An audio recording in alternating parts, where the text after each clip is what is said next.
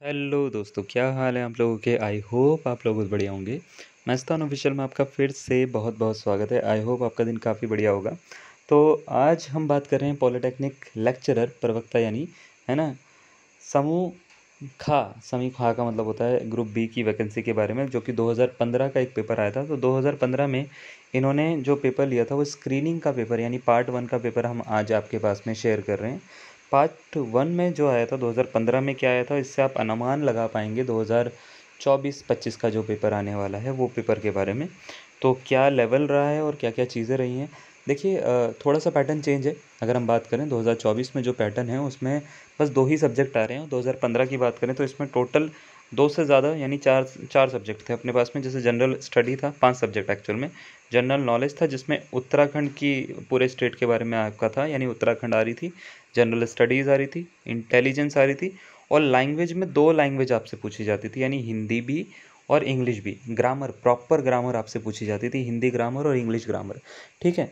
तो अब जो है, अब सिलेबस जो है वो ऐसा नहीं है। अब सिलेबस में सिर्फ हिंदी इंग्लिश लैंग्वेज है और सब्जेक्ट है। पासिंग मार्क्स हैं आपके, पासिंग परसेंटेज है, वो बात अलग है। ठीक है, क्वालिफाइंग मार्क्स होते ही हैं हर बार एग्जामिनेशन में। इसमें भी है जो इस बार का एग्ज़ाम है। टाइम जो था इसके लिए 2 घंटे का टाइम लिमिट थी उस समय, और मार्क्स जो थे वो 150 मार्क्स थे, 150 क्वेश्चन टोटल थे। इसमें जो है, अगर हम बात करें पेपर कैसे आया था, तो जनरल स्टडी का पेपर आया था पहले।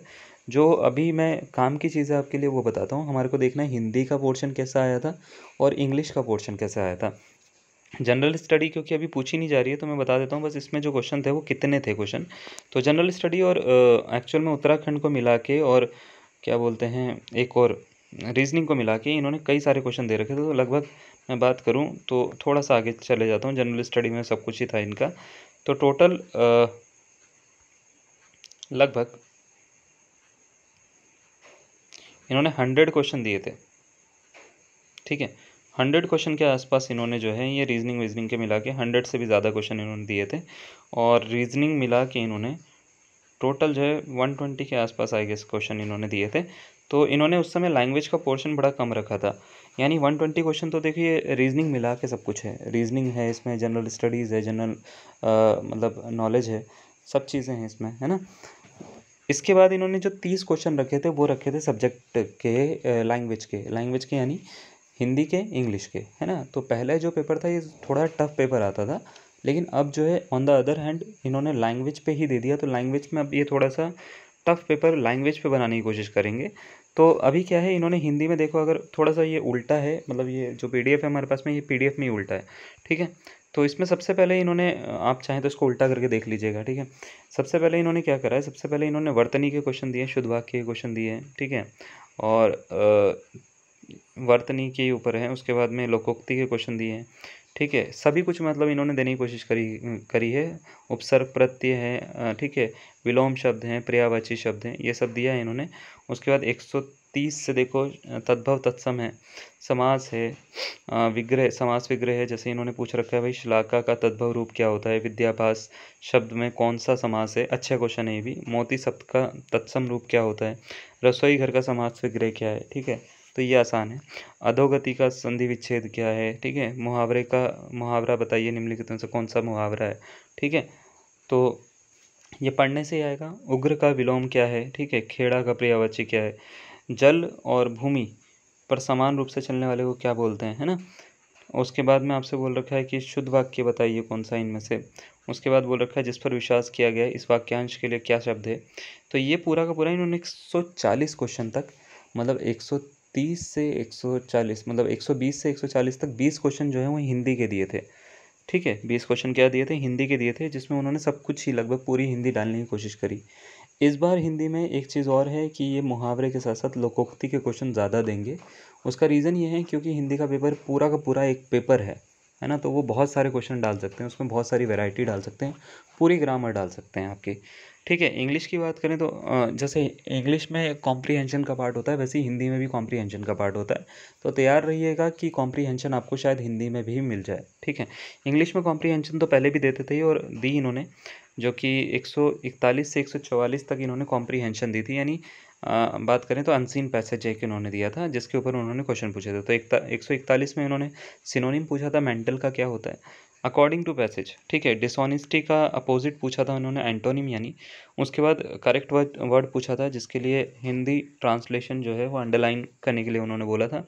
उसके बाद from the following choose the most suitable title, सबसे सूटेबल टाइटल इस पैसेज का क्या होगा वो पूछ लिया गया था, जो कि पहले पूछा जाता था। उसके बाद फिल इन द ब्लैंक के क्वेश्चन इन्होंने दिए थे, ठीक है। Fill in the blank, a man died of heart attack जैसे होता है, तो ऑफ होगा इसका कि क्या होगा, तो वो आपसे पूछा गया था। उसके बाद में a person pretending to be someone somebody he is not, तो वो सब पूछा था इन्होंने। तो ये सब चीज़ें इन्होंने पूछी थी। और उसके बाद में काफ़ी सारी चीज़ें, जैसे आर्टिकल वगैरह पूछा था। आर्टिकल के ऊपर इन्होंने क्वेश्चन दिया था, dash iron is a metal, है ना। उसके बाद करेक्ट सेंटेंस के ऊपर इन्होंने क्वेश्चन दिया था। इसमें 4 सेंटेंस दिए थे, आपसे पूछा गया था ग्रामेटिकली कौन सा करेक्ट है, ठीक है। ग्रीस द पाम, दोबारा से आपसे जो ग्रीस द पाम होता है, ये एक इडियम फ्रेजल वर्ब का टाइप है, इडियम होता है एक तरह का ये, ठीक है। ये पूछा गया था। और लास्ट क्वेश्चन इन्होंने 150 पूछा था, मीनिंग, है ना, what is the noun word of the word deep. तो ये कुछ इस तरीके से ये पेपर पूछते थे पहले। इस बार जो है इंग्लिश का आपको पूरा का पूरा पेपर मिलेगा, तो उसमें डायरेक्ट इनडायरेक्ट नरेशन, नाउन, सब कुछ आपको, पूरी ग्रामर मिलेगी, ठीक है। एक्टिव पैसिव सब कुछ मिलेगा। तो इन्होंने देखिए 10 क्वेश्चन में भी सब कुछ डालने की कोशिश करी है। और हिंदी की बात करें तो 20 क्वेश्चन में इन्होंने पूरी हिंदी डालने की कोशिश करी है। तो आप ये मान के चलिए कि हिंदी और इंग्लिश का जो पैटर्न रहेगा वो बहुत अच्छा पैटर्न रहेगा। लेकिन यह है कि वो कितना भी टफ बना लें, वो टफ नहीं होने वाला। तो अगर आप उस पर मेहनत करेंगे तो आप क्लियर कर जाएंगे उसको, है ना। हिंदी इंग्लिश ऐसा सब्जेक्ट है जो भी, अगर आपका मतलब, इन्होंने दोनों सब्जेक्ट इसलिए डाले हैं, किसी की हिंदी अच्छी होती है तो इंग्लिश ख़राब होती है, इंग्लिश अच्छी होती है तो हिंदी ख़राब होती है। तो आपको पहले ही वेरीफाई कर लेना है कि आपका क्या अच्छा है क्या ख़राब है। और सब्जेक्ट पे ज़्यादा जो है ना, इस बार सब्जेक्ट जो होगा आपका, जैसे फिज़िक्स की बात करें, केमिस्ट्री की बात करें या मैथमेटिक्स की बात करें, उस पे ज़्यादा जोर लगाइएगा, ठीक है। इसके साथ साथ मतलब हिंदी इंग्लिश तो हो गई, उसके साथ साथ फिज़िक्स केमिस्ट्री मैथमेटिक्स, इनके साथ में इन पे ज़्यादा थोड़ा जोर लगाइएगा, जो भी आपका सब्जेक्ट है। अगर आप लगाते हैं तो आप श्योर शॉट जो है इनके इंटरव्यू में बैठ जाएंगे। इसकी तो थोड़ा बहुत आप अपने ऊपर एक एक भरोसा रखिए, और इसको करेंगे तो आपका बिल्कुल मिलेगा। इस तरह के हम जो है पूरा जो पेपर है इसका आंसर भी आपके सामने लेकर आएंगे, ठीक है, जल्दी।